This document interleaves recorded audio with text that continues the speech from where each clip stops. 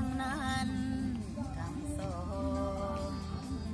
หักจะประคองจนสิ้นสิวาเลิกคืนคืนนี้อายามอยู่สายอยู่แดนแสนไกลผู้พาขวางกันถ้ากัดยุงกินอายกับปกป้องกันมีแดนกันดานโตตานหมู่มันเดิกดื่นคืนนี้น้องนอนบ่หลับได้แต่นอนนับจับหนาวสะบันตั้งสายสกันพิราชบินหัวป้องกันให้ศาสตร์มันคง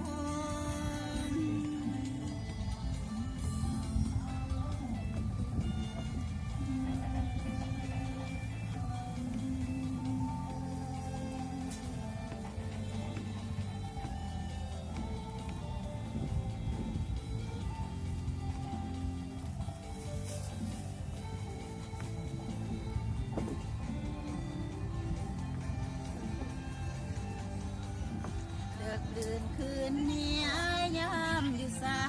ยอยู่แดนแสนไกลผู้พาขวางกันถ้ากัดยุงกินอายกับปกป้องคุ้มกันเขตแดนกันดานต่อต้านหมู่มารเลิกดื่นคืนนี้น้องนอนบ่หลับได้แต่นอนนับจับหนาวสะบันดังสายสกันพิราชอาถรรพ์เป็นหัวป้องกัน